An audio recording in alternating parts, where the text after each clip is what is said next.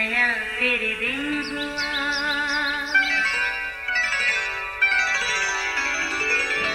नया फिर दिन हुआ, पुरानी रात का करे सो शुक्र हम खुदा की जात का, खुदा की जात का नया फिर दिन हुआ।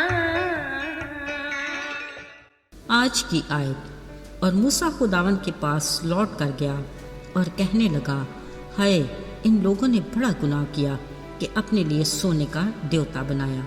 अब अगर तू उनको मुआफ़ कर दे तो खैर, वरना मेरा नाम उस किताब में से जो तूने लिखी है मिटा दे। खरूज 32 बाब 31 और 32वीं आयत। अजीज़ों, ज़िंदगी से मुंसलिक किसी भी अदारे, जमात, टीम में डिसिप्लिन को बरकरार रखने के लिए बाकायदा कवायद व ज़वाबित वज़ा किए जाते हैं और हर वर्कर को इसका पाबंद होना पड़ता है, और यही मुनज़्ज़म ज़िंदगी की ज़मानत है। यहाँ तक कि एक घराने में भी हकूक़ के साथ फ़राइज़ जुड़े होते हैं और हर फ़र्द इसका पाबंद होता है। इन असूलों और कवानीन पर अमल दरामद करवाना रहनुमा या लीडर की ज़िम्मेदारी होती है। बिलाशुबा हमारा खालिक भी एक मुनज़्ज़म खुदा है और अपने लोगों को भी भरपूर मुनज़्ज़म ज़िंदगी गुजारने की तलकीन करता है। इसके लिए उसने भी आइन और कवानीन मुरतब किए और मूसा से कहा, पहाड़ पर मेरे पास आ और मैं तुझे शरीयत और अहकाम जो मैंने ही तहरीर किए हैं तुझे दूंगा ताकि तू इनको सिखाए। सो मूसा और उसका खादम यशवा उठे और मूसा खुदा के पहाड़ के ऊपर गया। वहीं घटा छा गई और खुदावंद का जलाल कोहे सीना पर आकर ठहरा। मूसा वहीं पहाड़ पर 40 दिन और 40 रात रहा। उधर जब लोगों ने देखा कि मूसा ने पहाड़ से उतरने में देर लगाई तो वो हारून से कहने लगे, उठ, हमारे लिए देवता बना जो हमारे आगे आगे चले। हम नहीं जानते कि मूसा को क्या हुआ जो हमको मुल्क मिस्र से निकाल कर यहाँ लाया था। अजीज़ों, लोगों की बातें सुनकर न जाने हारून को क्या सूझी, शायद वो खुद भी मूसा के लिए फ़िक्रमंद होगा। उसने कहा, तुम अपनी बीवियों, लड़कियों और लड़कों के कानों से सोने की बालियां उतार कर लाओ। चुनाचे वो सारा सोना इकट्ठा करके हारून के पास ले आए। अब भला हारून ने इस जमाशुदा सोने से क्या किया? उसने एक ढाला हुआ बछड़ा बनाया। जब लोगों ने ये देखा तो कहने लगे, हाँ, ये वो देवता है जो हमें मुल्क मिस्र से निकाल कर लाया।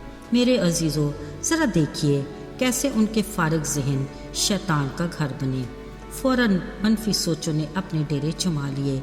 सिर्फ यही नहीं, उन्होंने इस बछड़े के आगे कुर्बानियाँ गुजरानी, खाने खाए और खेल कूद करके खुशी मनाने लगे। साथियों, ये सब कुछ खुदा की नज़र से पोशीदा नहीं था। खुदा ने मूसा को आगाह किया कि नीचे जा, क्योंकि वो लोग जिनको तू मुल्क मिस्र से निकाल कर लाया बिगड़ गए हैं। सो मूसा ने पत्थर की वो दोनों लोहें लेकर पहाड़ से नीचे उतरा। ये लोहें खुदा की बनाई और उसी के हाथ का लिखा था। जब मूसा पहाड़ से उतरकर यशवा तक पहुंचा, उन्हें लश्करगाह से गाने और नाचने की आवाज़ें सुनाई दी। तब मूसा का गज़ब भड़का, सो उसने उन दोनों लोहों को जो उसके हाथ में थीं पटक दिया और पहाड़ से नीचे तोड़ डाला। अजीज़ों, मूसा उन लोगों की इस हरकत पर किस कदर नाराज़ हुआ। ज़रा सोचे खुदा कैसा गज़बनाक हुआ होगा।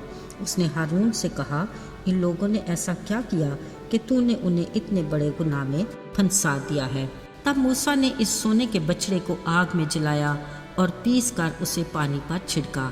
उसने लोगों को कहा, तुमने बड़ा गुनाह किया। अब मैं फिर खुदावंद के पास ऊपर जाता हूँ, शायद मैं तुम्हारा कुफारा दे सकूँ। सो मूसा फिर पहाड़ पर खुदावंद के पास लौट गया और कहा, इन लोगों ने बड़ा गुनाह किया और अपने लिए सोने का बछड़ा बनाया। अब तू इनका गुनाह मुआफ़ कर दे तो खैर, वरना मेरा नाम जो उस किताब में लिखा है मिटा दे। ज़रा देखिए, ये मूसा की इन लोगों के साथ मोहब्बत की इंतहा थी कि उनके गुनाह के कुफारे के लिए अपना नाम किताब हयात से भी मिटाना गवारा किया। अगरचे ये गुनाह खुदा के लिए भी नाकाबिल बर्दाश्त था, जो इतनी कुदरत, कुव्वत और अपने ज़ोर बाजू से 10 नाकाबिल फरामोश वबाओं के बाद मुल्क मिस्र से निकाल कर लाया, जिनको रोए ज़मीन की हर कौम ने देखा और जाना कि फ़कत इसराइल का खुदा ही वाहिद जिंदा खुदा है। अजीज़ों, खुदा ने मूसा को कहा, اب میں ان لوگوں کے آگے بس اپنے فرشتے ہی کو بھیجوں گا، ہاں پر میں انہیں اس ملک میں ضرور لے جاؤں گا جہاں دودھ اور شہد بہتا ہے، مگر میں خود ان کے بیچ سے ہو کر نہیں چلوں گا۔ ایسا نہ ہو کہ میں اس گردن کش قوم کو راہ میں ہی فنا کر ڈالوں۔ میرے عزیزو، بے شک وہ خدا اپنے وعدے کے مطابق رحیم و کریم ہے، قہر میں دھیما اور شفقت میں بڑھ کر ہے۔ وہ سدا جھڑکتا نہیں اور ہمیشہ غضبناک نہیں رہتا، مگر یاد رہے ہمیں ہر وقت اپنی روشوں پر غور کرنے کی ضرورت ہے۔ وہ تو ہر پل ہماری بھلائی سوچتا ہے کیونکہ وہ بھلا ہے۔ عزیزو، یاد رہے گناہ کا کفارہ دینا آسان نہیں، اس کے لیے دکھ اور غم سے دوچار ہونا پڑتا ہے۔ جیسے موسیٰ نے کہا کہ اے خدا تو اس قوم کا گناہ معاف کر دے، نہیں تو میرا نام اپنی کتاب سے ہی مٹا دے۔ یہ اس کا اسرائیل قوم کے لیے بے انتہا پیار تھا۔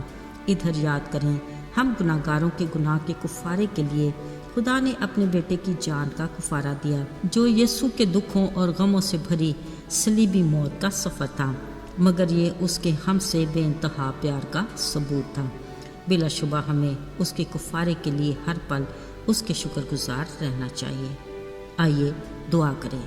اے قادر مطلق آسمانی باپ، تو جو بلند مقام پر بیٹھا ہے، ہم شکر گزار ہیں کہ جب ہم خاکسار ہو کر تجھ سے دعا کرتے ہیں تو سنتا ہے اور تیرا قوی ہاتھ ہماری مدد کے لیے آگے بڑھا رہتا ہے۔ ہمیں آزمائش میں نہ پڑنے دینا بلکہ برائی سے بچائے رکھنا۔